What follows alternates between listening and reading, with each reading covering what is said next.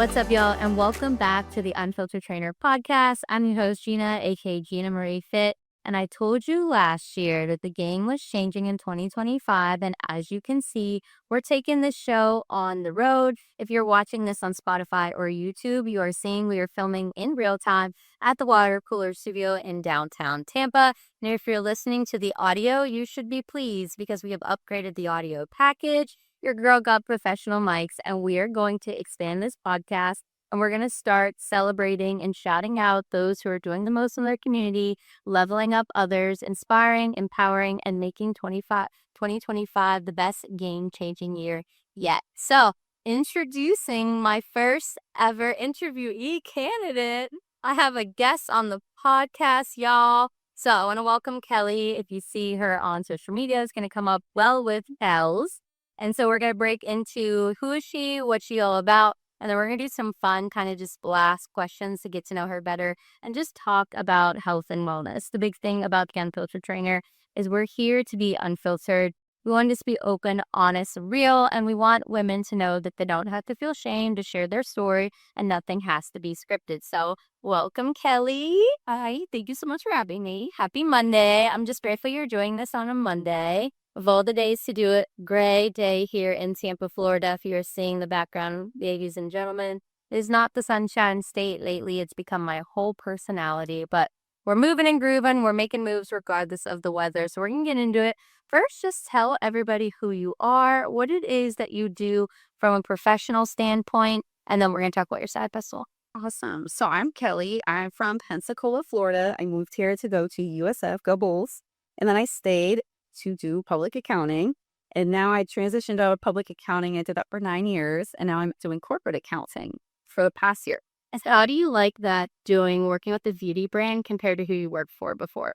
It's just really completely different ball games. If you know anything about public accounting, you know what I'm talking about. Public accounting is very deadline. So then it's very exciting. Everyone's go, go, go. Lots of urgency. It's a focus on one business with a lot of different facets in betweens. So it's been really cool seeing the inside and kind of like the opposite side of what I'm used to looking at in business. How did you get into accounting? Because I feel like we met because we used to go to the same gym, and in college, I only think I passed calculus because he felt sorry for me and because I had a scholarship, so I had to do pay to maintain, but numbers were not it. I cried in that class. So how did you how did you know that's what you wanted to do? Okay, super normal reaction to accounting, but I went to school and I initially applied for psychology because I've always been really interested in how people work, what drives them to do what they do. Quickly switched to business because I realized that was probably going to be better for me long term personally. And then when I was in my business classes, you do all your general classes, and I took accounting, and it was the first class that made me stop and have to critically think about something. And I was like, okay, all right, let's see what this is about. And then to major in accounting, we used to, I don't know if it is like this now, but you had to take a test to get accepted into the school. So I was like, you know what? I'm just going to go take the test. And if I pass it, I'll major in accounting. Because if I do accounting, I can still do other areas of business, but it's harder to get into accounting if you're not majoring in it for the public sector. So I was like, okay, pass the test. And then I majored in accounting. And here we are. I did do a brief detour, summer before, did an HR internship on a whim. Loved it, love HR, but still decided to stick with accounting. And so when I graduated, I was like, okay, I'm just going to get an internship and see if I like it. I did audit. I was at a medium-sized firm, so not big four. Loved it. My first week on the job, I was at a client talking to the president of their company, and I had a good team. I got to learn so much in such a small amount of time. And then there was. So it's more the people aspect that I liked, and then the numbers are the numbers. I'm still a nerd. I like the puzzle of it. So listen, y'all know on this podcast, nerd status is where it's at because we nerd out on this podcast. A couple episodes ago, I gave a whole educational seminar on gut health, and it was very nerdy. And I'm sure it was very helpful, but it was very nerdy. And I love these moments. I love it. So with being in accounting, what does your day-to-day life look like? What's a normal day for you? It's probably not the typical accounting because I left the audit world and I'm now helping coordinate an audit of a company. So mine is more helping bridge the gap between what the auditors are asking for and what we have and the lingo used inside the company, because sometimes they're very different. So it's a lot of coordinating schedules, reviewing support, making sure the numbers are numbering and they're following our rules, but also what I know the auditors are looking for. Actual math, non-girl math. I feel like girl math could really get you into some trouble working in finance. So when you're not at the office, what do you do? When I'm not in the office, I'm working on my side hustle now. It has taken over my life completely. That I'm with my dogs. And what kind of dogs do you have? Oh my gosh. I have two 8-pound dogs. They're like cat size, and they're both mixes. One, I think, is a Pomeranian poodle mix, but he looks like a white Yorkie.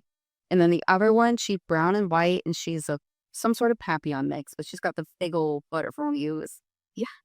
So let's dive in. The reason why I wanted to have her as one of my first interview candidates is because we do the most here, and you guys know that, is that we're all about the thing here to inspire and empower other people to rise above, because you're not defined by a title or a degree. There's nothing you can't do in this life. So you've been in health and fitness for a long time. Talk about your journey just with your own personal physique, learning what you wanted to do. You had quite a story with that. So kind of break down what your journey was like to get to this point. Right. So I guess we'll start when I was growing up. I was always very active. I grew up by the beach. I was always outside, climbing trees, riding bikes, swimming, you name it. There I was. In high school, I did a lot of sports. I did cheerleading, soccer, swim. And then when I went to college, I had foot surgery. Delish. I had a bunion. Yeah, I know. Me in the retirement home in there, I had a bunion. They had to take it off. So it kind of cut my sports in half. But then I had my rehab. Oh my gosh, can't believe I just told you about my bunion. Listen, we're here for it. We've talked about a lot of things. There have been tears on this podcast. No, and it's okay. We're not the type of people to make fun of people. So we're here for it. I like that you're old. I feel 85 years old most days. So I'm here for and honest, be honest, I specialize in geriatrics. Those are my people. We do love that. Yeah. It's like my OG job. I've always worked in like nursing homes and rehab. I love old people. Oh my gosh. No, but I love that. And then after that, after I was rehabbed, I used to run all the time because I didn't really know how to lift weights. And if you know, you know, it wasn't as easy to find like tutorials online when I was starting that journey. So I'd go to the gym, I'd run a shit ton, and then I'd be in there doing the machines, but no real structure, no purpose. Then I kind of just stopped doing any sort of physical activity. I was working my job and only running. And then I was, went out partying, living in my early 20s. And then I don't know what happened, but I just woke up one day. I was like, well, I don't really like myself. Like, I don't know what I'm doing. Like, I don't like how I look ever. I couldn't have been thinner. You know what I mean? Yeah. And I was like we've all been there. I'm like, I just don't like what I'm seeing. I was obsessed with being skinny. I would eat super healthy during the week. And then I'd like binge shrink, eat bad. And then it was like, okay, I got to burn all this shit off. Like a punishment. You know what I mean? Not a healthy relationship. Fast forward, I meet my now husband and he lifts weights. So our first date, we went to Crunch Fitness. Oh, daddy, Brias. Wait, I love this. Yeah, I work out. It's chill. I work out. We go to the gym. He's like, yeah, we're going to do back and biceps. Oh my God. Why is it that it's always biceps? Like, I talk about this all the time at the studio. Anytime it's a lower body day and the men are fatiguing out, what do? They turn and they curl their biceps and they stare at their bicep when they do it. It irks me so much. I was saying to them, of all the things I taught you, you still only know how to curl your biceps? It's always, he wanted to flex on you. Oh, he liked you. He wanted to flex on you. He's like, we'll do back and biceps. I'll take you through it. I never told this man I had not lifted a weight in my life. So we get there and he's like, yeah, we're going to do cable rows. I'm like, easy. Give me that. I'm also highly competitive. Oh, like, for sure, I could do that. Lift the weight. Oh my God, lift the weight, buddy. Halfway through the workout, I can't move my left arm. It's stuck up here. He's still bell. I'm like, whatever. It worked out. We got T flats after because there used to be Tijuana flats right there. And then when we said goodbye, you're going to die. He's from South America. So in Latin culture, they kiss you on the cheek to greet you and say goodbye. Oh, so I go to hug him goodbye. And he goes to kiss my cheek. I think he's going for a smooch. And I'm like turning my head and he's reaching for my cheek. Here we go. I looked at him like, ugh, just like that. Turn around, walk to my car, sat in my car. I start screaming. I'm calling your friends. I'm having a meltdown. And he texts me. He's like, are you okay? You haven't left yet. Waiting for me to leave. I was like, oh my God. Choked up. Oh my God. When you guys got married, did you share that story with everybody? Oh, yeah. Yeah, everyone thinks it's hilarious, and he tried to act like he didn't know. He's like, "Oh, I didn't even notice." And then he's like, "I noticed, I just didn't want you to." That's how you know he's a real winner, though. That's sweet of him. Oh, it was so bad. What would you say going through all of that was the most challenging aspect of your health and fitness journey? I'd say the most challenging for me personally was getting over comparing myself to other people and just the vast amount of information available to me. Everyone trains for a specific reason. Everyone has something that works for them and something that doesn't work for them. So I tried everything under the sun. I would go with Nico and he would do his workouts. And I was training like a man bodybuilder. And I was like, I can't be here for 3 hours a day. Like, this isn't it. Then I'd go in and I just did legs all the time. But it was always like random workouts I saw on Instagram. So it was changing, no real structure. I didn't know anything about nutrition. Then enter my fat burner phase. I don't know if you saw my story the other day. Oh my gosh, no. Oh, no. Okay, here we go. I went through a phase where I was like, let me take all the supplements in the world. I'm going to get so snatched. I took the fat burner and went to the gym because my favorite influencer did it. And I was like, snatch, squeak. Almost shit my pants. Here I am in the middle of the gym. And I'm like, what's happening? I've got to shit my pants literally. There I am, like, skedaddling across the gym. So yeah, I don't know. It didn't work for me. I know there's people it works for. They say it works for them. It didn't work for me. I feel like it's kind of, and we all know, no shade. It's kind of the problem with society right now is the fact that it doesn't take, you don't have to be certified to post on the internet, and everybody's sharing everything, but no one actually shares what's really going on step by step. You're saying the aesthetically pleasing videos, the perfectly angled workouts, but no one actually talks about what they're really doing 24/7. Like even like when people share like full day of eating. Okay, and, like, that's not it, and I feel like your story is so smart because it's so spot on, like, everybody's done it, we've all had influencer workouts. I've over supplemented like no other, now I've, like, only used very specific supplements because all you see is, like, every selling their stacks of supplements, right, their sponsor. You're like, "Well, if I wanna look like that person, I'm gonna do everything they're doing." And guess what? 9 times out of 10, you could do everything that that person does, and you're never going to look like that person. So just learn as we both have seasoned veterans here, stay true to you because it's not bad and it's not going to get you anywhere. Tell me now, on the other side of wellness, how do you balance maintaining living a healthy lifestyle and trying to like actually go out and enjoy your life? I find it really easy in the past couple years. I know I talked a little bit about how I go out and party a lot, and that probably carried through my later 20s, but I really like don't drink anymore. I'm not saying it's a bad thing. I just personally don't have a healthy relationship with it. So I do drink. It's like once a quarter, one drink. So that really helped because it sounds so bad, but it kind of cut out a bunch of people in my life who were only there for the going out aspect. So I'm extremely picky with who and how I spend my time. I have a tight circle of who I would have considered my friends. So when we hang out, like, we go out, we eat, we have fun, we dance, but like they're not pressuring me or saying I'm being boring and they have my best interest in mind. You know what I mean? Like, not that it's anyone's responsibility to have my best interest, but They shouldn't. but they do.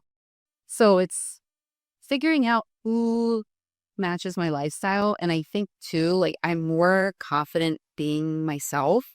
And it also weeds things out and helps me set clear boundaries of things like I do and do not accept. So that's really how I found balance. But like, it's really hard to do that sometimes. It really is. And I honestly think one of the most beautiful things that happens as you get older is your circle does get small. Mm-hmm. And it's hard because, especially like, I'm always somebody who just wants to invite everybody to everything. Yes. I don't want anyone feeling left out. And it burns me every time because you can't take everybody with you. And sadly, not everybody like is on your level or wants to do the things you do. And if they don't understand, like if you're grinding and living a healthy lifestyle, like because you're doing what you're doing, people might think like, oh, you are bored, or oh, she doesn't drink. That's been a thing for me in every social situation the last like 6 months since I've like started going places. Everyone's like, oh, she doesn't drink. And I'm like, when have I ever said that narrative? Yeah. It's not that I don't drink. Like I'm not like someone that wants to drink. I just choose when I want to drink. Whatever this, it's so weird how people are like, just tell your narrative for you. but it's not the right narrative. It's a falsified narrative. And it's like, even if you did or don't, it doesn't define you. But I feel like sometimes, especially living here, it's like there's not a lot to do. So, like, you go to dinner, you get drinks. That's it. You go to dinner, you get drinks. Like, everything's centered around eating or drinking. And if you choose not to drink, it's weird how, especially being older now and aging, that it's so like, oh, well, she's not drinking. There's not some serious response. It might just be a day I don't feel like drinking. Yeah, and honestly, I'm 30 plus and I feel like absolute shit when I drain. So if I'm drinking, I got to have like 72 hours where I have nothing important coming because it's going to take 3 days to recover. Like, it's literally a 3-day response. Yes. It's like weird how if you choose to or you don't, either way, it doesn't matter. I don't, my friends that go hard, like at my birthday, those ladies, you know who you are, you turned up and I did not expect it. I thought I'd be home by 10 and I was asleep on the floor because I was just waiting for everybody to say we're going home. And I loved it. Everybody felt comfortable enough to be like that in that environment. But like, it was funny because everyone's like, I didn't think we'd turn up at your birthday. And I was like, what? Like, well, you don't drink. And I'm like, something. Don't drink. I just don't drink a lot. Yeah. Because it's also really hard to drink a lot when you do a lot. You know, I feel like that's also part of it is you have to kind of ebb and flow and choose when you want to do certain lifestyle things because it really does affect everything else you do. Yeah. Have you ever felt disconnected from your body or your health and fitness goals because of the journey you've been on? What do you mean? So you ever felt like when you feel like you have your goals, you want to get one way, but then you look at yourself and the reflection isn't actually what you're saying? Yes. Oh, I have body dysmorphia. Yeah. I have body dysmorphia. It's one of those things I feel like mm, a lot of trainers and people in fitness do. And I don't want to label other people because there's some mental health side to body dysmorphia, but like being disconnected from the reflection and what you've seen. How has that been for you? That was probably the hardest part. I remember so vividly, especially during COVID, I would be looking at all these influencers' pages and they're like, keep going, like you'll get there. I luckily have built my Explore page to be very healthy, but they're like, keep going. Like, I just hate myself now. I love myself. I remember telling Nico and myself, I'm like, I just can't wait to get there. Like, I cannot wait to stop hating myself. I know that sounds really No, sad. it's true. It's sad. I don't know. It's a sad reality most people have. But now it's like, I have moments, everyone has moments where I'm like, geez, I look awful. But if I feel myself having that thought, I literally out loud go, this is an intrusive thought. And I redirect it. And then if we're taking photos or whatever it is, like something you don't feel like taking photos and you got to take the photos, it could do in the online business. I won't look at them. Like, I'll get a bunch and I'll be like, something's going to be good, but not in this moment. And I wait. And I practice saying things I like about myself if I have a moment. And I'm like, this is temporary. It will pass. So It's good that you know those boundaries. Yeah. And know that honestly, this, like the thought shall too, it will pass. Yeah. Because it's like just a temporary, there's so many things that affect people and the way they see the reflection. It could just be you were triggered by somebody at the gym or something you saw or something you ate or the way somebody said something to you. People are so quick to make comments about your physique. And as a trainer, I'm really starting to learn how to use specified verbiage and be careful of how you say when people are transforming in front of you because you can really trigger people by saying certain things.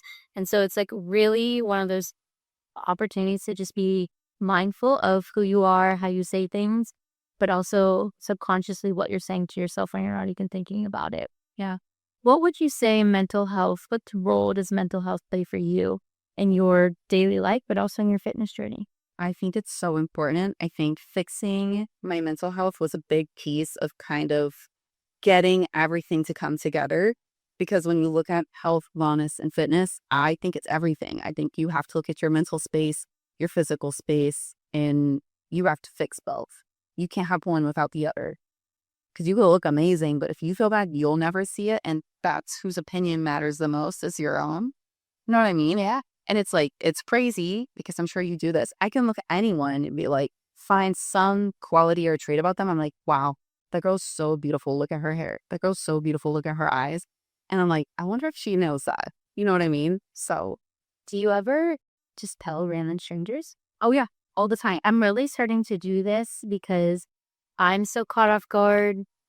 I have such blue eyes. Of course, having now as I've gotten older, my features have gotten dark. And every time somebody says something, they happened to Starbucks the other day, and I went, and I was like, oh, thank you so much. Like, just the fact that people notice you, and not just because, oh, she's so beautiful, just those little things. Like, we were in Water Street a couple weeks ago, and like this lady had the most fire outfit on, and I literally like shouted. We were like a group of 4 people. I was like, ma'am, your outfit is everything. And she was like this moment where she just like sank, and she was like, oh my God, being serious? Yeah. And I was like, from head to toe, you are it. Oh my, I don't even know how people can do that. And she was so shocked and so appreciative. And it's like, I want to be that person that, like, if I'm thinking it, I say it. Yes. Because I mean, you could turn somebody's whole day around with one nice statement. Yeah. Like, I always tell, like, we always say this at the gym. Like, we always make everybody high five. There's a whole, if you don't listen to Mel Robbins, listen to her talk about it. What happens when you high five something, what it does to your brain chemistry. And the fact that in the world we live in, you don't get a lot of accolades or appreciation. So, like, we always say, like, high five your neighbor, encourage them, make sure you say something nice to them, because that might be the only nice thing that person has before they go to that corporate job that takes everything from you. You might go days without not hearing a single thing that's nice. Yeah. And then you also might not be saying the nicest things about yourselves. Yes. I want you to go rogue for a second. Oh, no. Yeah. We're unfiltered here for a reason. Okay. I want you to give me one or more than one, but if there's one unfiltered take, a fitness myth that you're just so sick of that you just cannot stand, what is one fitness narrative that just is like, if you were just allowed to pop off and rant, what would you say? Wait, I've got a few. Okay, I feel like I'm just gonna go for I hate, like, the trigger words when coaches are trying to get clients and they're like, we'll lose 5 pounds in 5 minutes. Come with me. You have to train with me. And then giving people like bad nutrition advice. That sends me over the edge. Hot take right now, Ozempic, hate it. I feel like some people need it. Some people need it for medical reasons, but I think if you haven't done anything to try to better yourself and then you're jumping straight into that, that's crazy. No, I feel like, because being in healthcare, like, you've got your diabetics, you have the people that need it, or you have the people that pair it properly. You know, like, I've worked with people that, like, they got it to start because they had a lot of weight to lose, had hormonal issues, paired it with health, ate well, good to go. That's it's to be expected. But the fact that, like, anybody can just sign up and get it, and, like, yes, there's health conversations, as they say, health consultations. Yes. I just feel like that's very loosey-goosey term that's being used.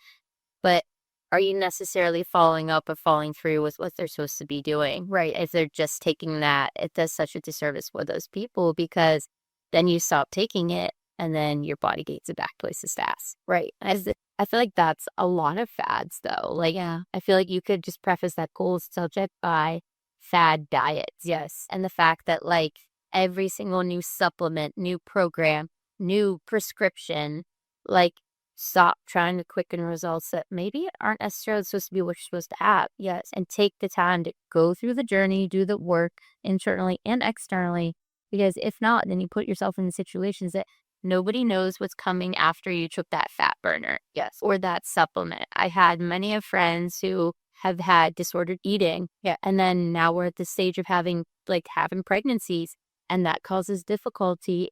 It's, like, honestly kind of disheartening how when you're young and 20, it means everything to you to be thin, and you do all these crazy things, and no one knows 10 years from now what it's going to do to your body. I know. And, like, I think the fad diets and Ozempics would triggers me more when it's coming from a professional side, because I think people going and asking for it, it's not like you're crazy. I think it's insane if you are prescribing it to someone and you haven't even asked about their lifestyle. You know what I mean? I know. I feel like that's where it's alarming that, like, ethics so free to prescribe. Yes. One thing, like, I have some friends that have wellness clinics, and I watched one do one of her consultations, and, like, she asked all these questions, and I was like, oh, okay. It kind of, like, I was like, right, that there can get okay, cool. Like, it is happening.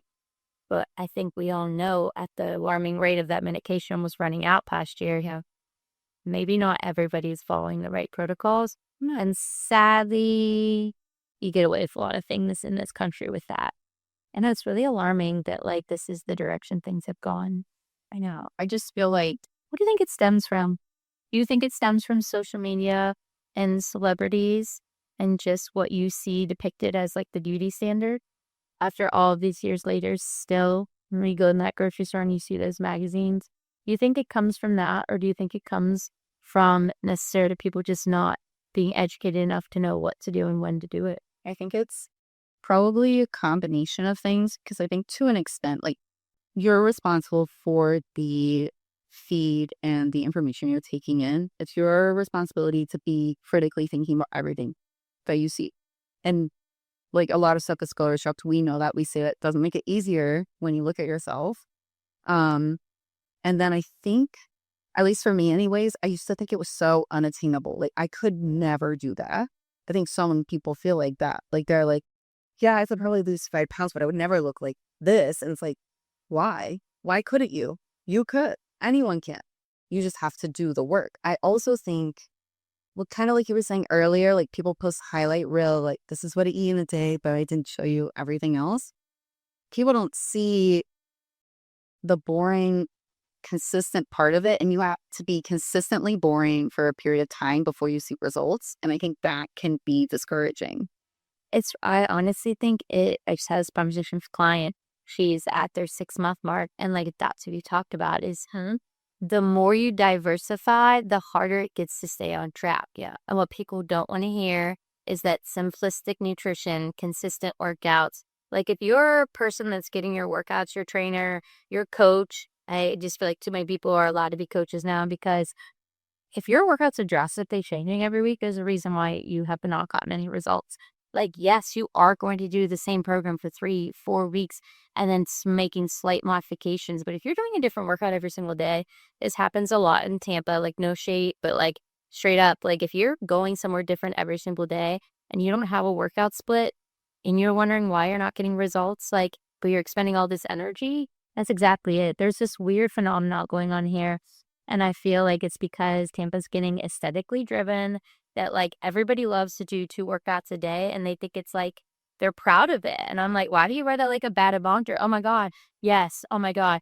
I don't know if it's just because I'm in it all the time and it's like a full-time job now, but like the way people wear like a badge of honor, like, hi, I did 2 workouts today. And look, well, you didn't go hard enough in your first workout then.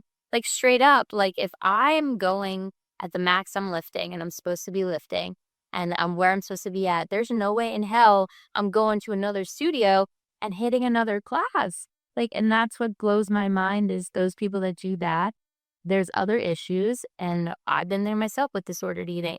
You're trying to maintain a standard that you can't, but also no one's modifying their caloric intake for their activity level. Nutrition's huge. It's crazy. And it's like if you're doing 2 workouts a day and you're based off your macros of what you were previously supposed to be at, and you're expending twice as much energy, there's a reason why you threw your hormones off. There's a reason why you get injured.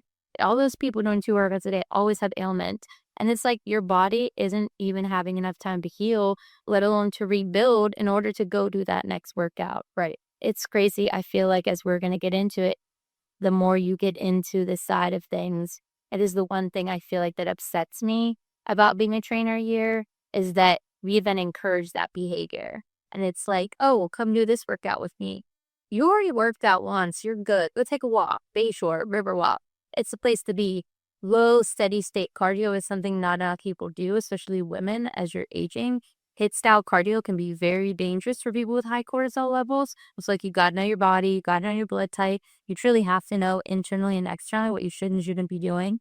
But like straight up, that is my one unfiltered thing is like, I cannot stand this narrative that doubles is like a necessary thing and that I should be proud of that. Yeah. I mean, it's definitely not necessary. So weird. I've never lived anywhere like this. And I'm just like, maybe you should just work harder the first time. Like, that's my response. I feel like such a bitch, but it's like true. It's like, you didn't work hard enough. If you can go do a second workout, like you didn't go hard enough. And I'm like, it probably just depends what you're training for too. Like if you're training for general health and wellness and some sort of aesthetic goal, you don't have to go 2 times a day to reach it. Doing maybe 5 to 6 days of cardio. That's like something that's been enlightening to me is like in this late 30 phase of life, like 15, 20 minutes, like 3, maybe 4 days a week for my goals. Max, more than that, it's like just, it's actually not good for you. So it's just crazy. Like you can't also, again, you can't do what somebody else is doing if you don't have the same goals. And no one has the same body structure, body type. Yeah. Unless you're identical twins. So it's like you got to do what's best for you and like keep it moving and be honest with yourselves, because trying to keep up with other people does not get you to where you think you're supposed to be going. All intertwined, because it's like back to you're comparing yourself, which I actually like. I like being around people who are super driven, who work really hard, because it makes me want to work harder. So you got to know when someone's going too far, or maybe they're training for like a marathon, maybe they're training for some sort of sporting event, maybe they're a professional athlete. That's totally different than what I'm doing. I do not need to do it too. You can stay in your own lane and also be inspired and celebrate those around you. Yeah. Without compromising what you're doing. Yeah. In a city that is so aesthetically driven and driven by looks, how do you stay grounded? How do you not let it affect you? I just go back to my whole thing of like, I'm my own person. Everyone is beautiful in their own way. Here's how I feel and look my best. It's like, that's for me. And I can appreciate other people. People have had work done, people haven't had work done. And then, I don't know. I've just never had the urge to go super far into that stuff. So You don't care. Yeah. I don't care. I don't care what somebody does. I don't care what you had done. Own it. If you do get work, own it. that, yeah. Like be honest. But like, if you're not harming anybody and you're happy, like, just like, let's just celebrate that. Yes. Like, just because you might not do something or somebody has a different belief system than you doesn't mean you're right or they're right or you're wrong or they're wrong. Like, that's what's so weird about like just life in general, is like forcibly trying to get somebody to agree to your belief system and being disappointed when somebody believes something different, as if it's like, oh yeah, it's like not right. When like I just said something to my Uber driver on Saturday, I said to her, I was like, if God, the powers that be, universe, wherever is above us, if they wanted us all to be the same, we would have. Yeah. Like diversity is the most beautiful thing. And that also comes with thought patterns, processes, activity levels, and actions. So if you could go back to your younger self and there's one thing you could tell yourself, what would you tell yourself? Tell her to get it together. Huh? Really? I'd say be nicer to yourself. That's what I would say. It's so cheesy, but we're all our harshest critic. And I feel like when you have goals or you're not liking something, especially when you're trying to change it, it's the first time you're doing it. Like it's everybody's first time here on earth. You got to be nice to yourself. You got to give yourself some grace when you need to. You know what I mean? Yes, ma'am. And I'm not someone, well, this is not true.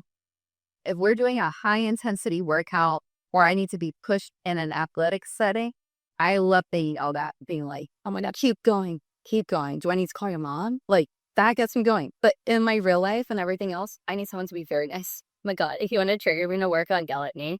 It's not it. Don't do it. Don't even, if you're that close to my face, it's going to be really bad for you. How do I personal space? No, that's not my thing. But I'll encourage you. I want to just do the eyebrow thing. I look at our members and I'm like, that's the weight you're choosing right now.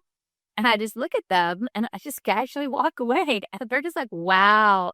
And I'm like, well, I could say it, but my eyebrows say it for you. I love it. I love that you see, I love when people do like to yell that, because I've just been taught that as an instructor, I just can't.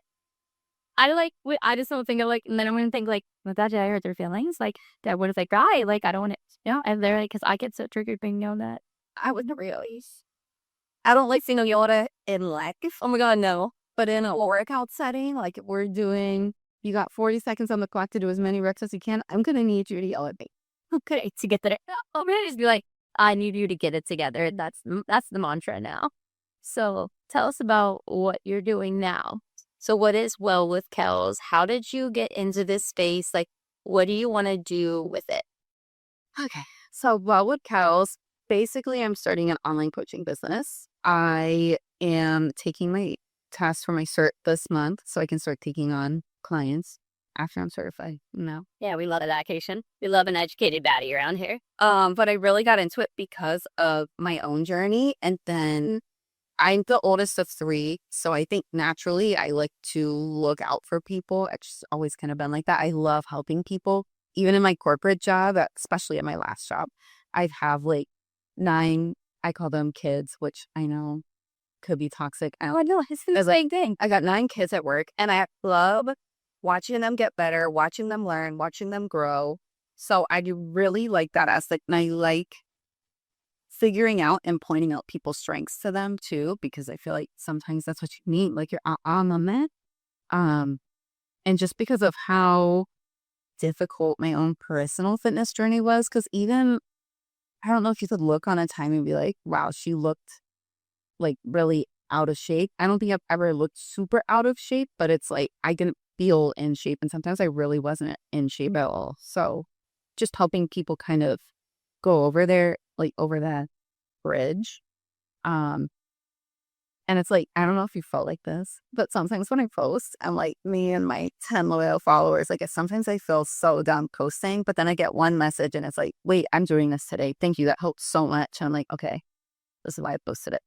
Like I helped a person today. You know what? I saw the best video the other day about this, and it was like they had 45 likes on a post, and they said 45 likes looks like this, and they flipped it, and they had 45 people sitting in a room. When it literally was everything because we emphasize too often metrics and numbers as if that's value, when that person that might only have 10 followers is sharing really valuable, transformative information. And it's like, it's sadly sometimes not the standard that should be in our arena. In other arenas, it's fine. But in fitness, like you can't speak to the masses. You can't speak to everybody because then you're speaking to no one. Yeah. It's one of those things that like, but honestly, I'm in this space now because I've been in like the health and fitness space. This is my 10th year in business. Is that if I want to post something, I'm posting it. I liked it. Oh, yeah. Like, I liked what I posted. You might not have, but like, I'm also not here to be a people pleaser anymore. Yeah, it's still covering people pleaser. But at the end of the day, like, what you do and your mission, it has to resonate. Yeah. So what would you say your goals for 2025 are for your business? For my business is to host several more challenges. It might be announcement tomorrow. On board girls, I mean women, because I'm a woman, right? And just help them on their fitness journey. I want to teach them how to start having a healthy lifestyle. I want to show people they can do it even in their 30s. I want to show people they can do it with a full-time corporate job because it's not out of reach. Anybody can do it. You just have to know and sometimes have an accountability partner to help you get there and make it work for you.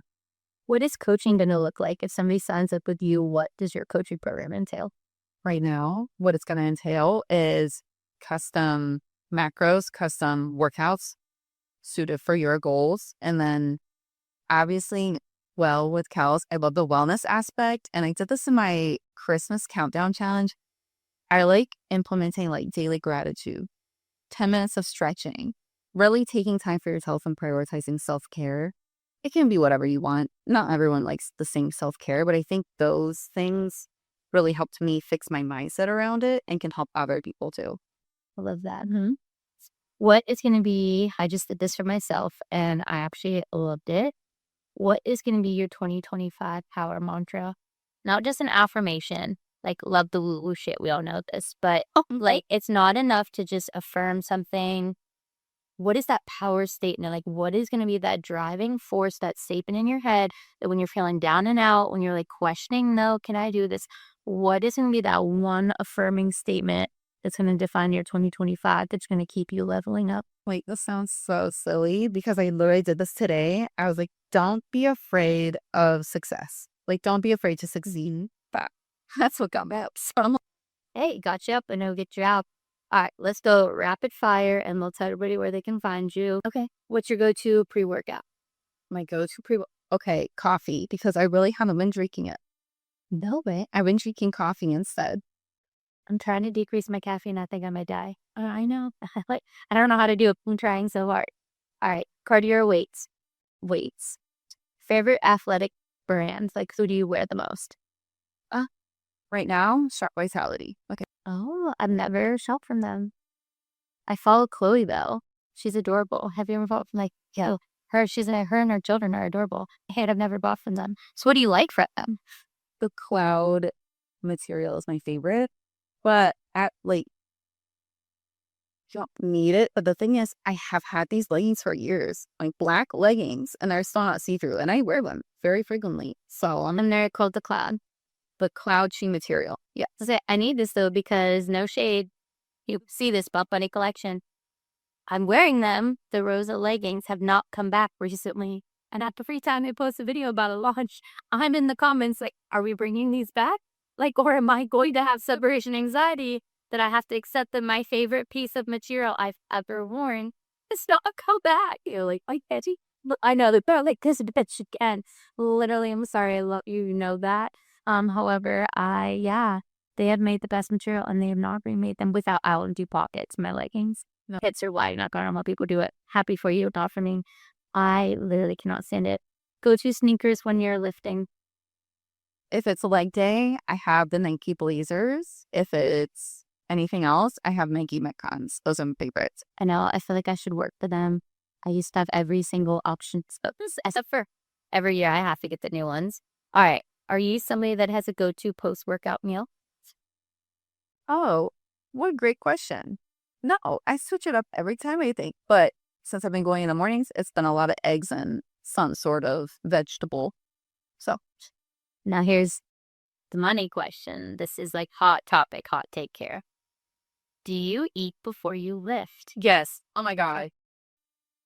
We just had this conversation at the gym. How started you go fasted lifting? How? I don't know. I should do fasted cardio one time and I was passed out. I was like, I'll never do this shit again. I cardio like if I'm Awful. doesn't even phase me. It's the lifting. I get dizzy every time. I like this. If I can't work out in the morning to lift, I guess it gets unless I eat a really solid meal. Yeah. Like I'll eat a protein bar or a shake. But like people come into the studio, like have not anything, and then they go heavy, and I think I would die. I do rice cakes with honey and or sun butter on them or a banana. I have to have something. Yeah. Not nothing. I just can't do it. What's your favorite form of self-care? What a great question. You'll love this. I like to clean my space. Yes. God, I felt like such a baddie when I cleaned my whole apartment on Sunday. If it's organized, I'm like, Laundry, everything. I felt so good about myself. It's embarrassing. That's my favorite. Who's on your workout playlist? it's all over the place. So you just not like top 5. If you're in a PR, what are you gonna play? If I'm hitting a PR, who am I going to play? Okay, I'm either going whole whoops, like Excision, or right now, Bad Bun was on there. I'll do Meg the Stallion. I go all the way back. Ying Yang Twins was blasting this morning, so it's really everywhere. It was such a vibe growing up, and it's so inappropriate. And like we were just singing about songs that like we had no idea. Now as a growing adults, I'm like, oh my God, what was my dad thinking? If you could train one person, who would you train? Anybody in the world. And dead or alive, celebrity, doesn't matter. Would I train anyone in the world? Could be. How would you do this? Because I know mine. You want to start with yours? Yeah, it's Meg the Stallion. Oh my God. Shoot. Can you imagine? Yeah. And it's like, you know how good it would be to do that? Yeah. But like how good you look. And you're doing it. But like body yada yada. She put the body in body yada yada. Like how well there. I tell everyone, if you're ever feeling down and bad about yourself, I assign Megan time. So you have to listen to her for 15 minutes and like affirmations in the mirror. Learn nobody power affirmation right there. All right. What's your funniest gym moment? Probably when I was shit my pants. I'm gonna love that sword puzzle. It was like, it wasn't like inconspicuous. I was literally like hunch my butt will run it across. She just was so yeah, it's not good. What do you want to tell the listeners going? How do you want to end this? Plans, thoughts about life, health, wellness. What is one statement you'd like to make to everybody? Something you think they should know? I think something that's important is if you have a goal or if you see something you're like, I would like to do that, you should do it because you can do it. Anybody doing something you see that you're like, that's so cool. I wish it. No, not you wish you can because they're a normal person doing it. So just believe in yourself. Don't be afraid to succeed. Trials and tribulations and just try. Like you can do it. My bra. Boom. Period. All right. Tell everybody where they can find you and how they can follow you. You can follow my Instagram at WellWithKells. And what are you launching? because by the time this comes out, it'll be the end of January. So what's going on? So I'm posting a Galentine's challenge. So for the month of February, pretty much, we'll have workouts, custom macros, meal ideas, and a group of girls for you to hold accountable together. It'll be super fun. Real cutesy vibes. All right, guys, go follow her, Well with Kells, and I will see you in the next episode. Stay tuned. We'll talk soon.